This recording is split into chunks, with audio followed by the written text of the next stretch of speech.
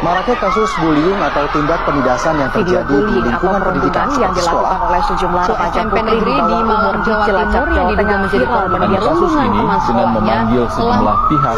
Bullying merupakan ekspresi menyimpang pada anak dalam upaya pencarian jati diri. Peran pendidikan di keluarga dan sekolah sangat diperlukan sebagai penyeimbang.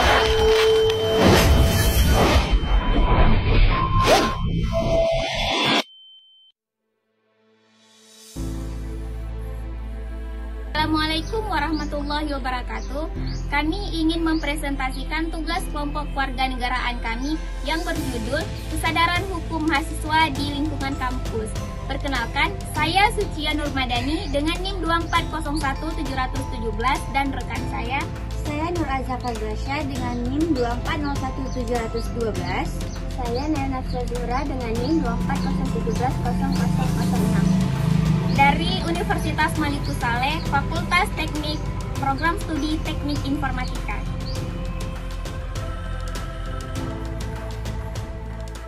Baik, berikut saya akan membahas tentang latar belakang dan permasalahan.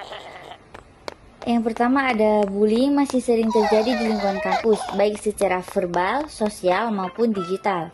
Hasil survei terhadap 50 mahasiswa menunjukkan bahwa 66% masih melihat praktik bullying. Dan juga banyak mahasiswa tahu bahwa bullying melanggar hukum, tetapi belum tahu tentang undang-undang atau prosedur pelaporan. Berikut ini link kuesioner kami. Di bawahnya ada grafik kesadaran hukum mahasiswa terhadap bullying. Yang pertama ada bullying masih terjadi, kebanyakan responden menjawab 66% ya, tidak 16% dan tidak tahu 18%. Yang kedua ada bullying melanggar hukum, kebanyakan responden menjawab ya 92%, tidak tahu 8%. Tahu undang-undang anti bullying, kebanyakan responden menjawab tahu sedikit 68%, tidak tahu sama sekali 10%, ya sangat tahu 22%. Berikutnya ada tahu tempat lapor. Kebanyakan responden menjawab 50% tidak dan 50% ya akan melapor. Kebanyakan responden menjawab 54% ya, tidak 10% dan ragu-ragu 36%. Slide berikutnya ada tujuan paparan. Yang pertama ada menganalisis seberapa dasar mahasiswa terhadap hukum yang mengatur tindakan bullying. Yang kedua, menyampaikan perlunya peningkatan edukasi hukum di lingkungan akademik. Dan yang terakhir, memberikan solusi konflik agar kampus lebih aman dan mendukung korban bullying.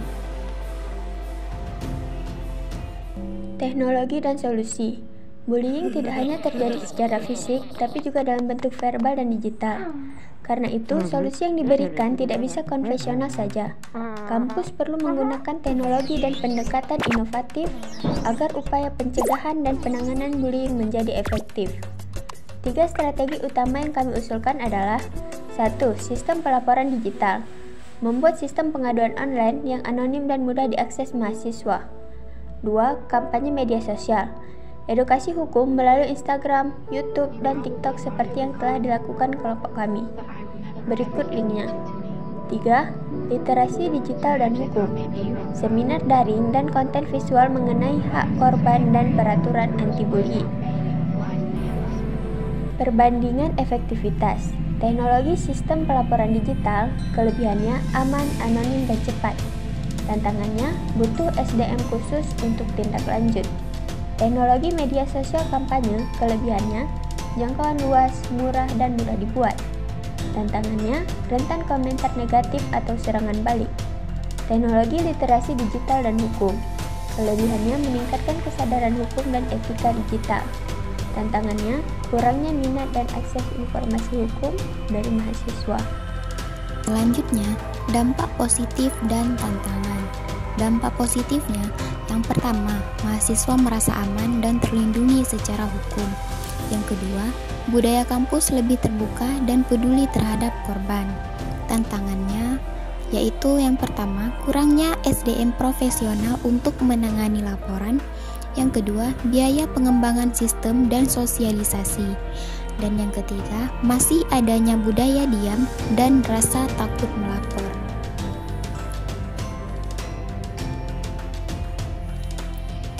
Yang terakhir, rekomendasi dan penutup. Yang pertama, sosialisasi peraturan. Wajib ada edukasi hukum sejak masa orientasi mahasiswa baru. Yang kedua, integrasi kurikulum. Tambahkan materi HAM dan hukum dasar dalam semua program studi. Yang ketiga, layanan konseling. Perkuat unit konseling dan mekanisme pelaporan. Yang terakhir, agen anti-bullying. Libatkan BEM dan organisasi mahasiswa sebagai pelopor gerakan anti-bullying. Penutupnya, perlu kesadaran kolektif untuk mewujudkan kampus yang bebas bullying dan menjunjung tinggi nilai hukum.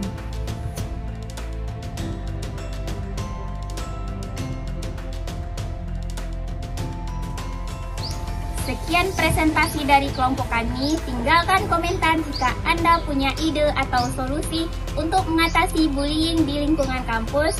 Terima kasih atas perhatiannya. Together we can stop bullying.